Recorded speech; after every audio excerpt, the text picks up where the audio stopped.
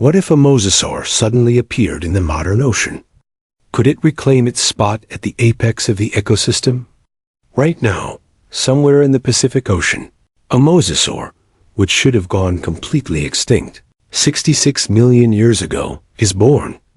A very first challenge at birth isn't an attack from predators, but drowning. It is a typical lone-breathing marine reptile. Instinct drives it to rush frantically upward. It must get air within 30 seconds. Otherwise, it will suffocate and go extinct right at birth. It takes its first breath of strange-smelling air. Not enough oxygen, and there's a scent of sulfur. The sun is too blinding to open its eyes, and the sea is eerily blue. Everything feels completely wrong. But with a brain only the size of a walnut, it can't figure it out. It only knows one thing. It's starving. With a tiny 0.9-meter body, compared to its prehistoric ancestors, it's as fragile as a loach. It dives back underwater. Its eyesight is excellent, but its sense of smell is practically useless. The coral reef before it, and the fish species don't match the Cretaceous memories engraved in its genes, leaving it completely bewildered. 6 meters away, a pelican dives into the water. It doesn't care what it is. It just sees it as food, and lunges forward with all its might. As it turns out, it misses by a mile. Pelicans have evolved for 66 million years. It doesn't care at all about this little reptile that was born just 6 minutes ago. It flaps its wings and leaves. Next, it goes after a school of silver fish, but still can't catch anything. 6 hours after birth, without a single bite, an unprecedented sharp pain comes from its stomach. For the first time, it learns that extreme hunger feels like freezing to death. If it doesn't eat something soon, it will turn from a future apex predator into fertilizer for the food chain. Just then, it spots a 60-centimeter-long needlefish. This time, it doesn't just blindly rush in. Instinct forces it to ambush from below. It maneuvers its body beneath the fish, wags its tail, opens its mouth, and sprints. The long fish notices at the very last second, but it's already too late. A mosasaur's teeth curve backward, built by nature as hooks to lock struggling prey in place. It bites down tightly. The fish thrashes violently for 30 seconds, before finally stopping. As the first taste of blood rushes into its mouth, it realizes that hunting is the only answer to survival. Just 6 hours after birth, it has learned to kill. The next few days are a repetitive cycle of survival.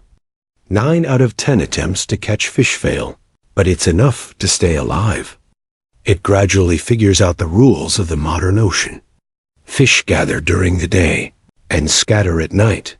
Sharks patrol the edges of the coral reef morning and evening. Hiding in rock crevices allows it to avoid the big creatures that want to eat it. On its third day, it encounters its first bull shark, over 2 meters long. While hiding in a rock crevice digesting a grouper, the shark suddenly rushes out, staring at it with dead, black eyes, seeing it as nothing more than a snack. It freezes in place. This is the first correct decision it has made since birth. The shark nudges it with its snout, finds this thing too strange, decides it's not worth the effort, and turns away. Its heart is beating wildly, understanding for the first time that anything bigger than it is a lethal threat. The following week is full of trial and error. Biting sea turtles only leaves white marks on their shells, and the turtles just tuck their heads in and swim away. Seeing a 1.5-meter reef shark sleeping during the day, it silently gives up, comparing the shark to its own 1.2-meter length. But it notes this down: sharks sleep during the day. Once it grows up, they will be easy meat. It begins to target only sick and injured fish. 6 months pass, and it grows to 2.4 meters, weighing nearly 400 pounds. The creatures that used to scare it now avoid it on sight. It can kill barracudas and small groupers, and can even take down small sharks via ambush. Until it encounters dolphins, where it is taught a harsh lesson. On an ordinary morning, 5 bottlenose dolphins swim by together. Young and full of himself, he thought he was invincible. He rushed in to bite, but missed by nearly a meter, not even touching the dolphin's skin. The next second, 3 dolphins teamed up to flank him. One rammed hard into his side, making his whole body twitch with pain. This was the first time he had encountered prey that would fight back in a group, and with an overwhelming intelligence advantage. He tried desperately to strike back, but couldn't even touch the agile dolphins. He had no choice but to dive deep into the ocean, fleeing for over 90 meters, before the dolphins gave up the chase. He escaped over 400 meters away, physically unhurt, but his pride was completely shattered. As it turned out, he wasn't invincible. 2 weeks later, his chance came. Late at night, a lone, sick dolphin was swimming unusually slow. Suppressing his impulse, he launched a surprise attack from below, biting straight into the dolphin's underbelly. The dolphin died with barely any resistance. This dolphin's meat was pure blubber, 10 times more flavorful than fish meat, and packed with maximum energy. He finally understood. Don't mess with a pack. Only kill the isolated and the weak. This is the golden rule of survival. By the age of 1, he had killed hundreds of fish and dozens of large prey without being killed himself. For a predator, that was a perfect success. At age 2, he grew to 5.4 meters and weighed over a ton. He hunted seals along the coast of Louisiana. Seals were slow-moving and thick with fat. Catching one was better than 10 fish. He treated the seals like his personal all-you-can-eat buffet.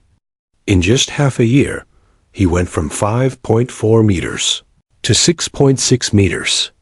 Every pound he gained added to his dominance, until he crossed paths with killer whales, which completely rewritten his life. Killer whales also ate seals, leading to a direct conflict over food. As he surfaced to breathe, 5 killer whales were just 45 meters away, staring right at him. The leading female killer whale was 7.5 meters long, had a notch on her dorsal fin, and was covered in scars. The way she looked at him was exactly how he looked at his prey. He stared back blankly, not understanding he needed to retreat. A young killer whale stepped forward to investigate. He opened his mouth and snapped a warning, an action that became the decision he regretted most. The 5 killer whales instantly charged at a frantic pace. The leading female slammed into his side. It felt like being run over by a heavy truck, knocking all the air right out of his lungs. Another killer whale bit his tail. In agonizing pain, he spun his body violently and bit through the flank of one killer whale. Blood dyed the seawater red, but there were 5 of them, and he only had 1 life. He finally snapped out of it. If he kept fighting, he would surely die. He dove sharply into the deep sea, fleeing over 180 meters with his injured body, before the killer whales gave up. He didn't dare surface for nearly 3 minutes, and when he did, he was already a kilometer away. Fortunately, he survived, learning a lesson that was carved into his bones. There were beings in this sea that could crush him. Over the next few months, his ribs slowly healed. He avoided killer whales entirely, fleeing toward the deep waters of the open ocean. It was colder and darker here, with less food, but it was also much safer. He dove down to a depth of 120 meters. The pressure made his ears feel like bursting, but for the sake of survival, he just had to endure it. He began hunting large squid for the first time. He bit onto a tentacle, and the squid instantly wrapped tightly around his head and neck. The sharp rings on the suckers scraped through his scales, and ink completely blinded his eyes. With his oxygen running out, he could only bite frantically. Twisting wildly, he bit off the tentacles, and then fiercely tore open the squid's body. The squid stopped moving on the spot. Squid meat was packed with nutrition. One was enough to feed it for several days.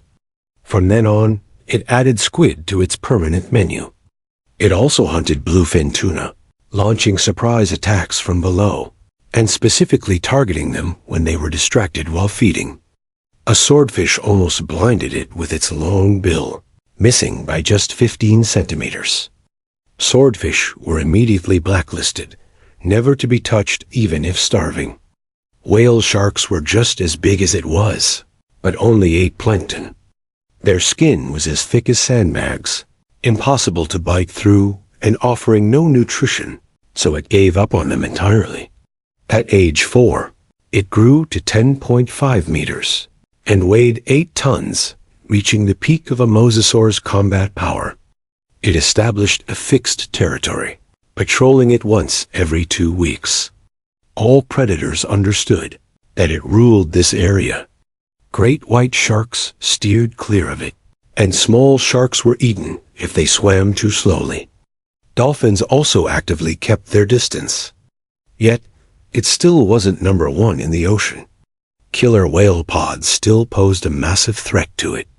However, holding the second tier of the food chain allowed it to go wherever it pleased, until it spotted a humpback whale calf and made a crazy yet brilliant decision. The calf was 4.5 meters long, and its mother was 13.5 meters and weighed nearly 30 tons. It had never dared mess with adult whales before, as the size discrepancy was too vast. But this time, the mother whale dove deep to forage, leaving the calf alone at the surface. There was only a 30-second window. Seizing the opportunity, it charged up wildly and bit the calf's throat. Its teeth tore through the artery, instantly dyeing the seawater blood red. 10 seconds later, the mother whale burst through the surface. Completely enraged, she slammed down like a falling building. Her tail swiped and sent it flying 6 meters away. Its world spun violently. Unable to tell up from down, excruciating pain from its ribs pierced its heart. The mother whale guarded her calf for nearly an hour, watching the calf slowly die, before leaving in grief. It swam over to feast on the choice meat. A 30-ton whale's calf had so much meat that it ate its fill. It lay on the seabed, taking 12 hours to fully digest the meal. The cost was severe, but it had won. It survived and was well fed. For a predator, that was all that mattered. At age 6, it completely figured out all the rules of the modern ocean, with a territory spanning hundreds of kilometers. At age 10, in the year 2036, it grew to 12 meters and weighed 12 tons. Its body was covered in scars from killer whales, sharks, whales, and squids. It was the only mosasaur living in modern times, surviving longer than any of its Cretaceous counterparts. Early this morning, just after it finished eating a seal, the familiar sharp whistling sounds rang out again. The killer whales were back. This time, it wasn't just 5 of them, but a massive pod numbering over 20. The leading female was the exact same one from years ago. She also remembered this reptile that had injured one of her own, and immediately ordered a full encirclement. There was no testing, only the intent to kill. 2 killer whales rammed it violently from opposite sides, completely fracturing its ribs. Another one bit its tail and dragged it backward frantically. It bit back wildly in retaliation, tearing open the flank of one killer whale and biting off the dorsal fin of another. But there were still 11 others. The killer whales wore down its stamina, refusing to let it surface for air. It understood that it could only choose between its territory or its life. It dove desperately into the deep sea, fleeing southward. But a pursuit by a large killer whale pod like this was not something easily escaped. Water pressure tore at its broken ribs, and every sway of its tail brought sharp, bone-crushing pain. Yet the whistling of the 20 killer whales behind followed it like a shadow. That wasn't just a chase, but an organized hunt. The leading female guided the pod in a fan-shaped formation to flank it, cutting off all its paths to ascend for air. They were too smart, understanding cooperation all too well, knowing that no matter how ferocious this 12-ton mosasaur was, it was ultimately a solitary, long-breathing beast. Suffocation was a completely inescapable dead end. 2 killer whales simultaneously rammed its torso from both sides, causing the already broken ribs to completely pierce its internal organs. Warm blood bursts into the deep sea, creating a dark red mist. He shakes his head wildly, trying with all his might to bite through the flipper of the nearest killer whale. But more killer whales pounce on him, biting his neck, tail, and limbs, pinning him down firmly into the deep sea. He uses his very last ounce of strength to surge upward.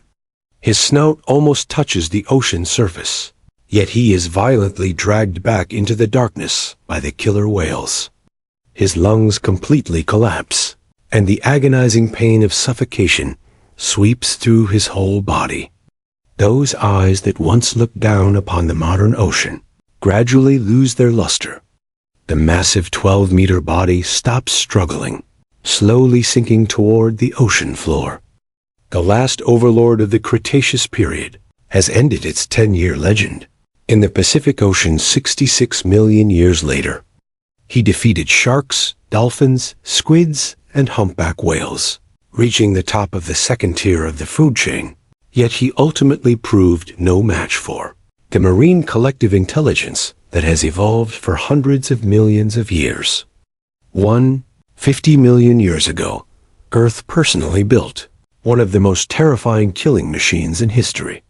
This monster was 9 meters long and weighed up to 2 tons, yet its body was as agile as a feline. The most terrifying part is, it had a pair of 30-centimeter long claws. What does that mean? It means it only needed to lightly slash you once to instantly rip you into 3 pieces. It is Megaraptor, a prehistoric grim reaper buried by time. In 1996, its fossils were discovered for the first time in Argentina. Scientists initially defined it as a giant velociraptor because this huge claw was mistaken for a foot claw at the time. It wasn't until later, through in-depth research, that they discovered this was not a foot claw at all, but the claw on the first finger of their hands. Its length reached an astonishing 30 centimeters, which is about as long as a machete. And this single claw allowed Megaraptor to claim the record for the longest claw among terrestrial predators in history. What's even wilder is that this record was later broken by its own relative. Furthermore, subsequent discoveries made it increasingly clear to us that Megaraptor's signature weapon was even more lethal than we initially imagined. They didn't just have one built-in long sword, but 2. Aside from the giant claw on the first finger, the second finger also bore an equally massive, equally curved, and sharp claw. What's even crazier is that in reality, their claws were probably even longer than the fossils we found, because the outside of these claws was highly likely wrapped in a layer of keratin sheath, just like human fingernails, only much thicker and harder. This keratin sheath could increase the length of the claws by another 30% or so. That is equivalent to adding another 9 centimeters onto the original 30-centimeter claw. A claw nearly 40 centimeters long. Just thinking about it makes one's skin crawl. As for the third finger, though it didn't have a claw as exaggeratedly huge as the first 2, it was still sharp and powerful, more than enough to assist in gripping prey. But the truly terrifying thing about these claws isn't just their shape and size, but also the skeletal structure supporting them. Megaraptors' forelimbs and palms were ridiculously robust, and their proportions were exceptionally large. Even a Tyrannosaurus rex would feel insecure looking at them. This means they could swing this pair of giant hand blades at lightning speed. Once it got close to you, you would highly likely be sliced into a pile of minced meat. The ways these claws were used were also very diverse. They could slash like a sword, carving a massive gash into the prey's flesh, or they could pierce like a spear, stabbing directly into the prey's body. What's even more brutal is that, even after the prey was already dead, Megaraptor's sharp claws wouldn't stop. Paleontologists speculate that they would use their claws to rip open the prey's carcass, tearing it apart to extract the organs and fresh meat deep inside the body, disemboweling it directly, and leaving absolutely nothing behind. But that's still not all. To truly understand their ferocity, one must also look at the size of the prey they hunted. No matter the size of the prey, they always used the most brutal methods. If it encountered a large dinosaur, Megaraptor would use that pair of lethal giant claws to frantically slash and tear the prey's body apart. Once the prey collapsed, it would slice it into small pieces bit by bit to enjoy it slowly. Now, isn't that terrifying enough? But in the eyes of a Megaraptor, this was already considered a relatively gentle way to die. If it ran into small dinosaurs, such as prey that were roughly the size of a human, its methods would be far more sickening and cruel. It would first extend its giant claws to pin down the prey in a death grip, and then use those massive, hook-like claws to impale the prey directly, much like we make skewers. What's even more horrifying is that while the prey might still be alive and screaming in agony, it would just start eating right away. It was just like us eating pizza, except this slice of pizza was alive and still struggling. The reason we can make such deductions is not out of thin air, but because it is supported by fossil evidence. Paleontologists discovered that Megaraptor's shoulders were extremely flexible, and its muscles were exceptionally well developed. This kind of structure is something the vast majority of predators lack. This means their arms had an immense range of motion, allowing them to easily lift prey right up to their mouths. Without having to strain and lower its head, it could enjoy eating its prey alive. Now you can picture the scene. In a forest clearing during the Cretaceous period, you suddenly run into a Megaraptor. Just its size and giant claws alone would be enough to make your heart stop and send a chill through your entire body. But what truly drives you to despair is the moment it starts running. You will instantly realize that it is fast to a degree that completely defies its size, and it is simply impossible for you to outrun it. Why could a Megaraptor of such massive proportions run so fast and be so agile? The reason is very simple. Most of their bones were hollow and filled with air, and Megaraptor took this characteristic to the absolute extreme. Among currently known theropod dinosaurs, only Raptor can rival them in terms of bone hollowness. Moreover, bones across the Megaraptor's entire body were like this. The ilium, vertebrae, and ribs possessed an extremely high degree of hollowness, just like the beverage bottles we usually drink from, lightweight yet sturdy. Consequently, for their size, for instance, the Megaraptor we mentioned earlier was nearly 8 meters long, yet its weight was only around 1,000 kilograms. An Allosaurus of the exact same length, however, could be 50% heavier, which is around 1,500 kilograms. Even more extreme is Australovenator. Its body length exceeded 6 meters, yet its weight might have been only 310 kilograms, making it lighter than one of our modern adult cattle. Precisely because of this, quite a few paleontologists believe that certain Megaraptors were essentially the cheetahs of the Cretaceous period. Their size wasn't at the very top tier, but their speed and agility were completely maxed out, making them excellent at pursuit and ambush. This unexpected lightness turned them into agile, high-speed killers, resembling prehistoric ninjas with giant hand blades. They would close in on prey silently, and then strike in an instant, to deliver a fatal blow. This design combination of a large build, light weight, and high agility was a total catastrophe for their prey, leaving absolutely zero chance of escape. But for megaraptors themselves, this formidable physique could also be a disaster, because fossil evidence shows that they engaged in cannibalism. Furthermore, they were extremely aggressive, not even sparing members of their own kind. In Argentina, paleontologists discovered the fossil of a mate macrothorax. On the skull of this fossil, there were signs of a severe intracranial infection. Through research, it was found that the source of the infection came from two puncture holes on the side of the skull. And the shape of these two puncture holes, they perfectly matched the teeth of another megaraptor. In other words, this mate macrothorax was injured by another megaraptor. This shows just how fierce the infighting was among their kind. But it was precisely this ferocious temperament, combined with their formidable physical conditions, that allowed megaraptorids to carve out an empire on Earth. Their distribution range was extremely vast. Their fossils are scattered across 3 continents: Australia, Asia, and South America. This shows that at the time, they were the absolute. If you accidentally traveled back to the Cretaceous period and wanted to avoid these monsters, one way would be to stay far away from water sources. Because megaraptorids particularly favored humid environments, such as riverbanks and areas near coastlines. These places had an abundant and rich variety of prey.